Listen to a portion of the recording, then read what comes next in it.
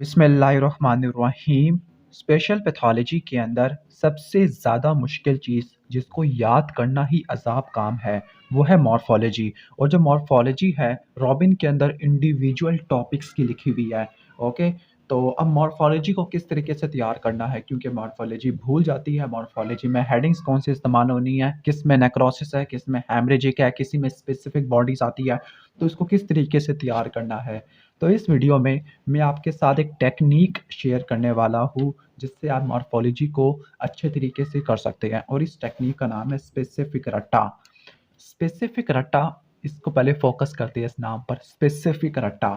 अब स्पेसिफिक रट्टा का मतलब क्या है? स्पेसिफिक रट्टा का मतलब है कि हर चैप्टर के अंदर आपने सारी मॉर्फोलॉजी तैयार नहीं करनी, बल्कि मैंने एक चैप्टर ओपन किया हुआ है, लंग्स वाला चैप्टर है। इस चैप्टर में आपने इंपॉर्टेंट मॉर्फोलॉजी तैयार करनी है। तो पहली बात कि आपने स्पेसिफिसिटी की तरफ जाना है, हर मॉर्फोलॉजी को नहीं छेड़ना। हर मॉर्फोलॉजी को छेड़ के बैठोगे, हर मॉर्फोलॉजी को पढ़ोगे तो बहुत ज़्यादा चीज़ें वो हो जाएगी, मिक्स होना शुरू हो जाएगी। तो आपने क्या करना है, नंबर वन, आपने स्पेसिफिक टॉपिक को आपने सिलेक्ट करना है। लंग्स के अंदर लंग कैंसर की मॉर्फोलॉजी इंपॉर्टेंट है तो मैं ये कर लूँगा, ब्रोंकाइटिस की है तो ब्रोंकाइटिस कर लूँगा, न्यूमोकोनियोसिस की इंपॉर्टेंट नहीं है तो उसको छोड़ दूंगा।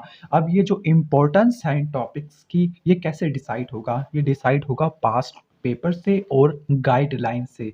तो आप प्रॉपर अच्छी गाइडलाइंस को फॉलो करना और पास पेपर से देखना कि किस टॉपिक की मॉर्फोलॉजी ज़्यादा आ रही है। तो नंबर वन आपने मार्किंग कर ली, दिस इज कॉल्ड स्पेसिफिक। लेकिन अभी ये स्पेसिफिक खत्म नहीं हुआ। अभी स्पेसिफिक का दूसरा पॉइंट रहता है। वो दूसरा पॉइंट ये है कि हर टॉपिक की मॉर्फोलॉजी के अंदर एक स्पेसिफिक चीज़ होती है जो उसी टॉपिक या उसी डिजीज़ की होती है। फॉर एग्जांपल एस्थमा के अंदर कर्शमैन स्पाइरल कैरियोला बॉडीज़, और ये जो होते हैं चारकोट लीडेन क्रिस्टल होते हैं। अब ये और आपको कहीं भी नहीं मिलने वाले। तो इसका मतलब आपने पहले स्पेसिफिक मार्किंग करनी है टॉपिक्स की कि कौन से टॉपिक इंपॉर्टेंट है मॉर्फोलॉजी के। अगर आप चाहते हो कि मैं इसी पे भी वीडियो बना दूं कि कौन से टॉपिक्स इंपॉर्टेंट है मॉर्फोलॉजी के, तो आपने कमेंट्स में बता देना।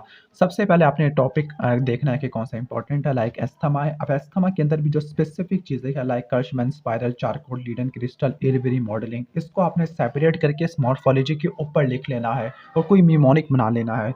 इसका जो निमोनिक है वो है CAC या ACC, एशियन क्रिकेट काउंसिल, मैंने इस तरह से याद किया हुआ है।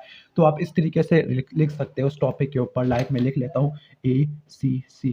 अब ACC जब भी आएगा, एशियन क्रिकेट काउंसिल या एयरवेरी मॉडलिंग क्रिकेट, ओ सॉरी, चारकोट लीडन क्रिस्टल और कर्शमैन, तो मुझे एस्थमा का याद रहेगा, और ये फॉर एस्थमा भी बन सकता है। ओके, तो इस तरीके से ये तो हो गया स्पेसिफिक। अब हो गया रट्टा। अब रट्टा के अंदर आपने इसको रट्टा मारना है। ओके, अब रट्टा किस तरीके से? अब रट्टे के अंदर आपने को मैंने बता दिया है कि जो स्पेसिफिक चीज़ें हैं वो आपको इसके ऊपर लिख लेनी है, कोई निमोनिक वगैरह बना लेना। अब जो थोड़ी-सी गैर अहम चीज़ें हैं, लेकिन लिखना तो पड़ेगा मॉर्फोलॉजी को पूरा करने के लिए, आपने उनको हाइलाइट कर लेना। मैंने इसके अंदर एटिलेक्टेसिस नोट किया हुआ है, over inflate, occlusion of bronchi and bronchiole, इनको इसमें आपने इसके ऊपर नहीं लिखना, क्योंकि ये चीज़ें आपको और किसी कैटेगरी में देखने को मिल सकती है। आपने ऊपर उन्हीं चीज़ों को लिखना है जो उसके लिए स्पेसिफिक है, चारकोल लीडेन क्रिस्टल और किसी कंडीशन के अंदर नहीं है, इरविनी मॉडलिंग वाला।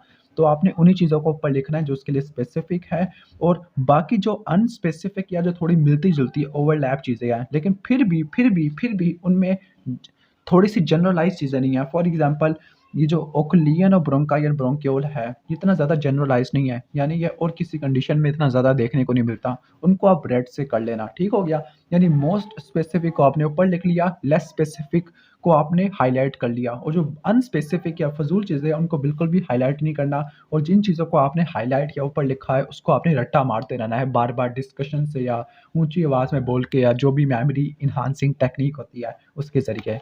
ओके?